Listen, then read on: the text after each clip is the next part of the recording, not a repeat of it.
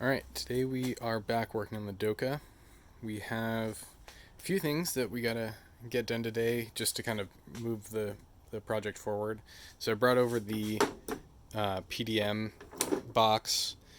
This is basically fully populated now except for the last kind of high voltage lines. So those orange cables go to the DCDC connections. So they just use these 50 amp Andersons. So see, there's one there, one there. We got one for the right side, one for the left side, and then this is the DCDC cable, the new connector that I'm putting on. So with the DCDC where it's going to be, that connector clears the motor just barely. So I think that'll fit nicely. And then we'll figure out a good way to route this cable to the PDM, which sits right there. So the other thing is we got a bracket for the DC-DC converter. So this is sort of sitting in place where it will be, and we need to remove the DC-DC and then weld in the bracket to the motor subframe. The other last thing we gotta do is put in the bracket for the radiator. So this radiator probably is it's probably just about right for what we're doing. It's about it's off of a small motorcycle, and it's probably good for 100 kilowatt system, which is what we're running. So this bracket will basically hold this. We'll do a couple of rivnuts into the chassis there, and then it'll bolt. There'll be one bolt there to keep it from swinging around, but it'll sit basically right there, and then the pump will be somewhere near the bottom of that, just so it gets using the radiator as a reservoir. The pump will pull from the bottom of that, send it over to the inverter, and then to the DC-DC, and then back up into the return of the radiator. I think the next thing to do is we're going to pull off this DC-DC, make sure it's in the right place, and then prepare it to weld onto that subframe. So here's a pretty good look at how the DC-DC bracket is going to get attached. It's basically a piece of 1.5 inch square tube with a couple of little flanges welded on. And then I welded in an M8 stud. I mean, technically it's an M8 bolt that I just welded on the backside to have something to mount it to easily. So these flanges are welded on to this, and I just tacked those in just to make sure I had it in the right place. And I've ground off the paint on both sides of this, and so I can weld that in place. And I'll probably do a little bit of practice welding on the underside, because so I need to weld these in fully, or just at least complete this bead here. And the welder that Paul has is just a flux core welder, so something I haven't used exactly. I've done MIG before, but not flux core. So do a little practice, and hopefully it turns out well. All right, look at that. Look at that beautiful weld. Yeah, I had a little issue with the welder here. There's an extension cord that's usually plugged in that goes over to an outlet, and through some hijinks and tomfoolery, the other end of the extension cord is hooked up to a surge protector. And so what has happened is that the PTC in that surge protector was overheating when I was running the welder for too long. So I went in and grabbed a bigger extension cord and ran that out directly to the welder. And doesn't look, I mean, kind of looks bad, but that's more of a weld than this ever needs. So the next step is get that in there, and then try to weld that in place, which will be, I guess that's the fun part, right? Because it's not flat on a table.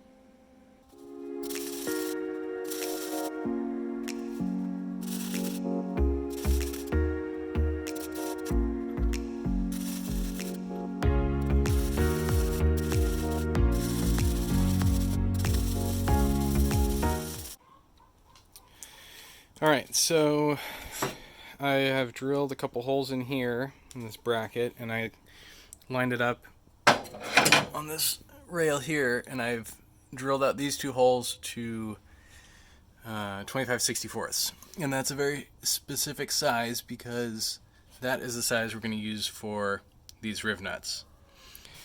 We have used rivnuts on a lot of projects recently, especially in the last year, and we had a one of the contractors that we work with brought in an electric rivnut setter. So this thing is awesome. It basically, if you're setting rivnuts by hand, you have a big, two-handle thing that you got to keep lined up and keep pressure on. This thing will, you put it on here, it will load the rivnut, it will set the rivnut, and it will release the rivnut without like fiddling stuff if you have everything sort of lined up. So this should be a no-brainer in terms of getting those set in. So that's what I'm going to do now.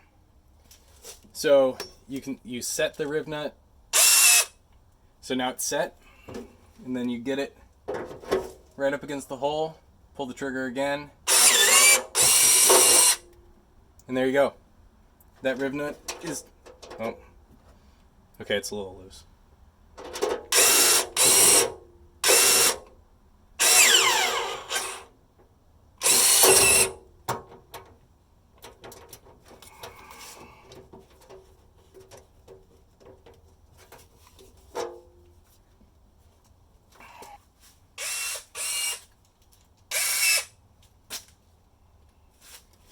All right, got the rivnut set. Got it. Oh no. I got it. Oh, there we go. Okay.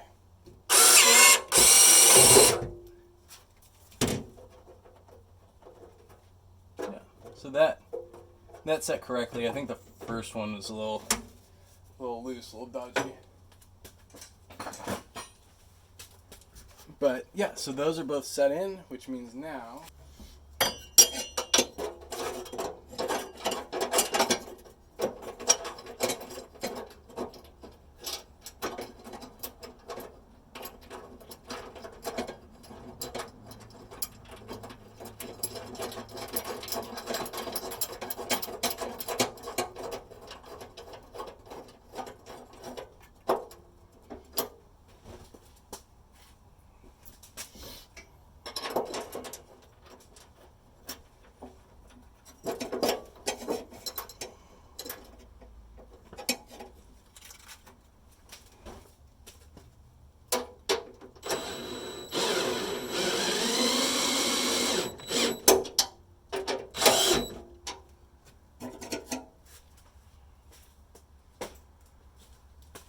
cool.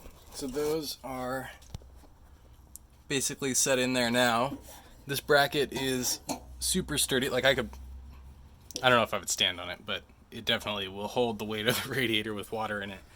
And then we have this sort of outrigger that will go forward, and I'll probably put another rivnut in, probably in the metal piece, in the steel piece, and then you can put another bolt here to kind of keep this in position. So I left this a little long just in case we wanted to move it around.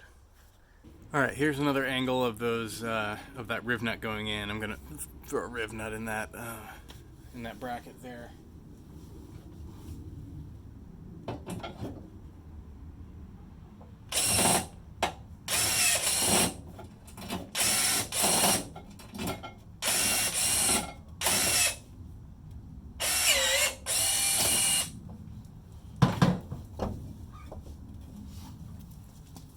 And that's in.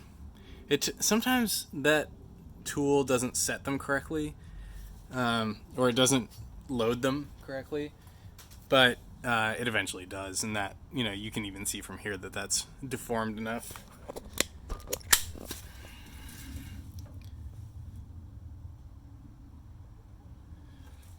All right, so here's what it looks like sort of with everything in place now. We got the PDM and the two charger connections. I've made up the harness that runs from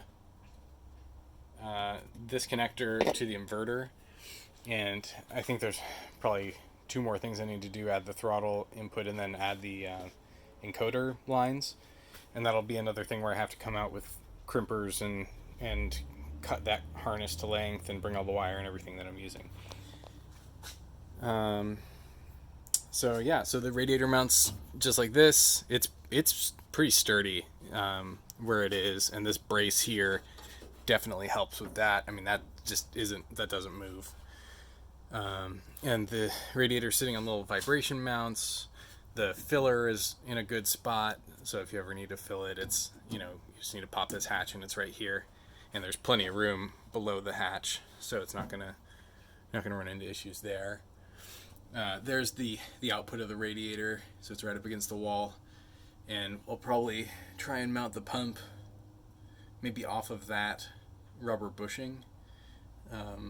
There's a couple other mounting points down on the bottom of this fan, so I'll probably just mount the pump to the fan, and that'll make connecting it pretty easy. I'll probably just run the wires, kind of, connect up to this harness or this connector, and run the wires underneath, attach them to the underside of this box with like a double stick latch or something, and then it'll run up and run into this connector, and then same thing, this connector here will join up with this stuff and meet up with that connector. So it's pretty straightforward. This just takes a CAN bus signal, and then it has an ignition wake type signal. So it has CAN bus and then one 12-volt output, and that I think that's driven directly by the microplex, which sits here.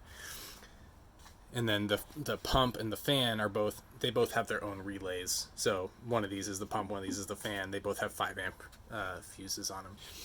So yeah, I think the last thing I gotta do, I gotta take some measurements just to make sure I can build this harness out correctly. The high voltage cable here. So I need to add in this connector, and I have a whole video coming up just talking about the DCDC, going into detail about the CAN messages that it uses, the how it works, how it's controlled, and then how I did the adaptation for this connector to something that's more usable if you have one of the ones with a circular connector. That it's pretty inexpensive, and if your system is not up at the higher range of voltage, then it's a very cost-effective fix.